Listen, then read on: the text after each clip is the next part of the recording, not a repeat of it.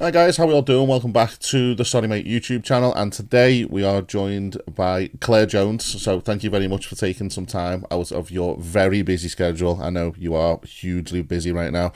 But yeah, we're going to be sitting down with Claire today. Obviously we've got Louise as well. We're going to be going over her brand new book that is available right now, and you will be able to purchase it from the link in the description that I'll pop in down below. So go and check that out. It is a very, very good read. And yeah, I will hand over to Louise, as I believe she has a few questions lined up. Morning, Claire. How are you? Good morning, Louise. I'm really good, thank you. Good, good. Thank you for joining us this morning. As Chris said, I know you're massively, massively busy because every time I pop on Facebook, I see your little face on lots of Facebook chats talking about your new book, which I have here. Remember, you're a rider. So, where did the title come from then, Claire? Well, I was wanting to try to come up with a title that does what it says on the tin, if you like.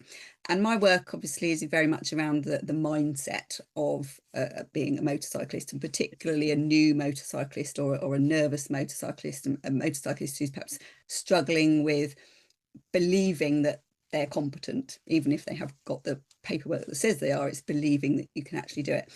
And I was trying to think of a title that would perhaps roll off the tongue, that would be easy to remember, and would also sort of cover what the book was all about.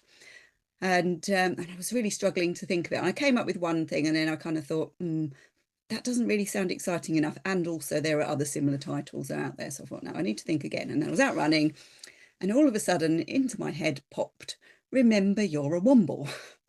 And I because remember that from Top of the Pops. yes, well, someone said to me the other day, it was 1974 it came out. Oh, God, was it?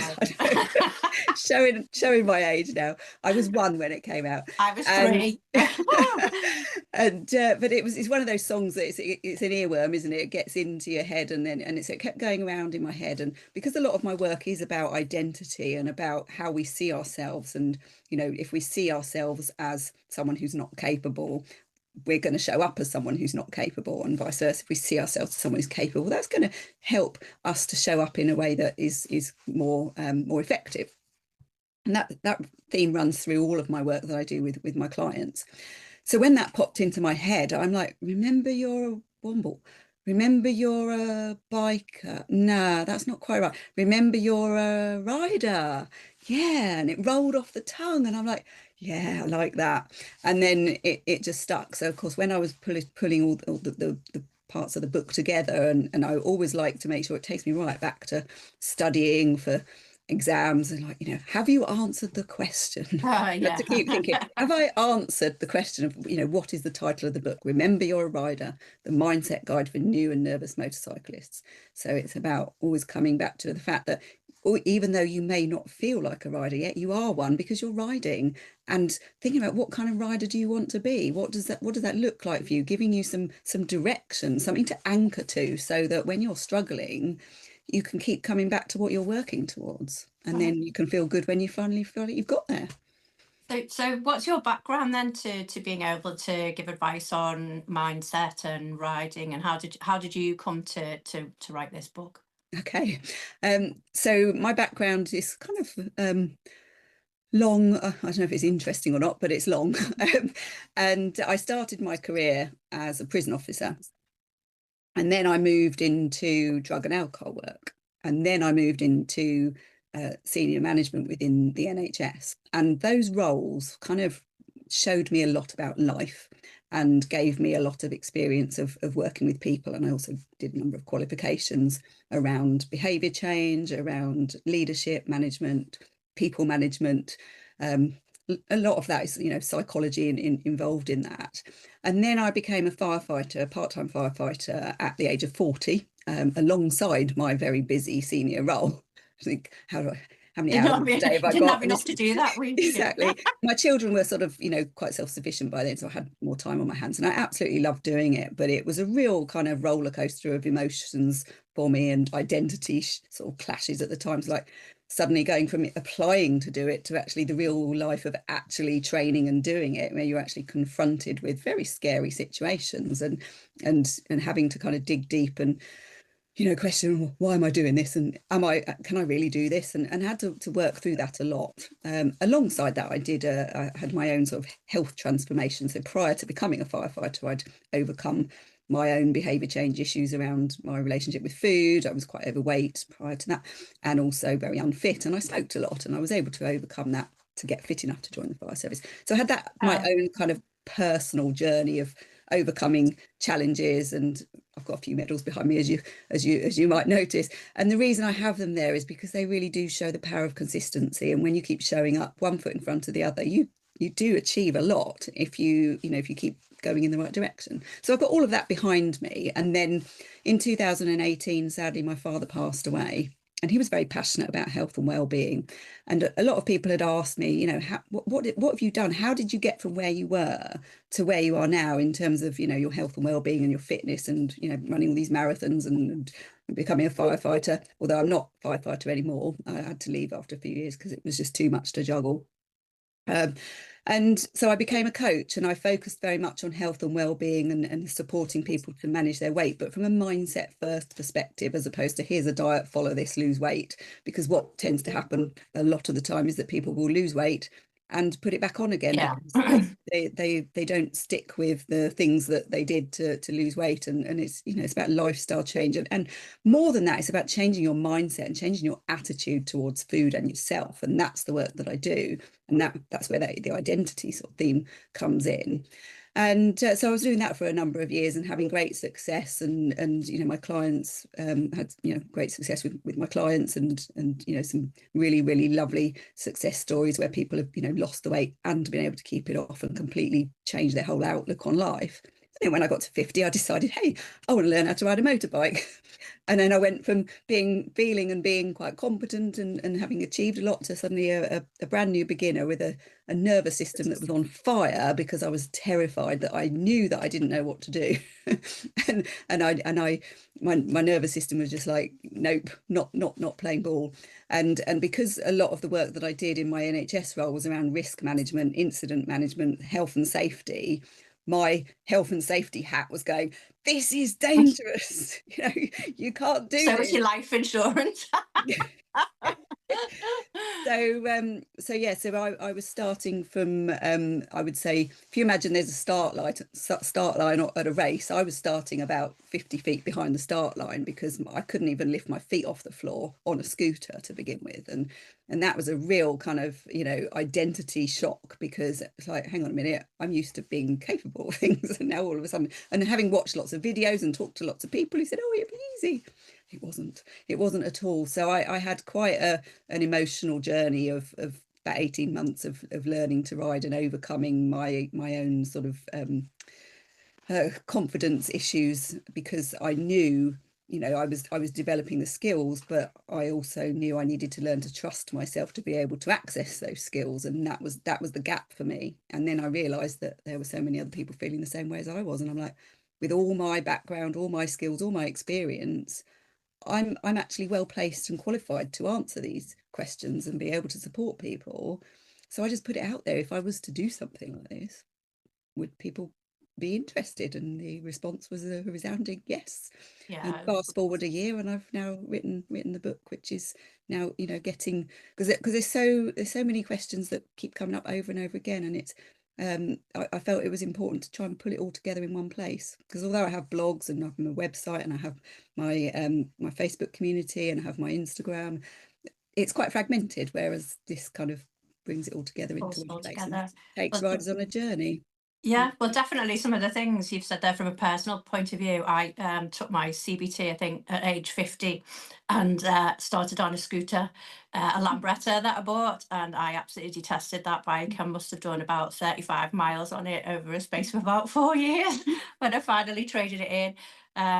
But I was exactly the same. That I've driven a car for years and years.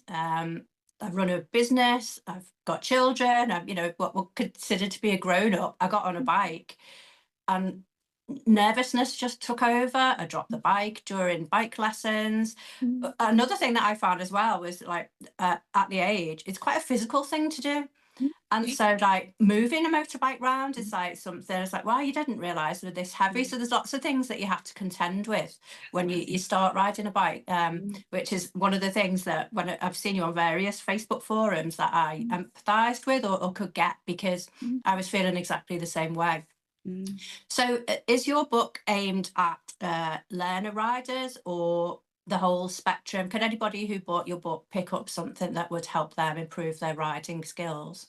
Yeah, I would like to think so, because it's very much not about the technical side of riding. You know, that I make it very clear I'm not an instructor. I'm not straying into instructor territory, and you know, I'll always recommend that people, you know, get more training if they're struggling with anything, you know, and also I think training, refresher training on a regular basis is a really good idea. And again, that comes from my background. But I think really it's that the reason I wrote it was I wanted it to reach the people who were going through what I had gone through. So that was new and nervous, but you could be new and not nervous, but still potentially get something from it, because it's about, you know, how you evolve as a rider.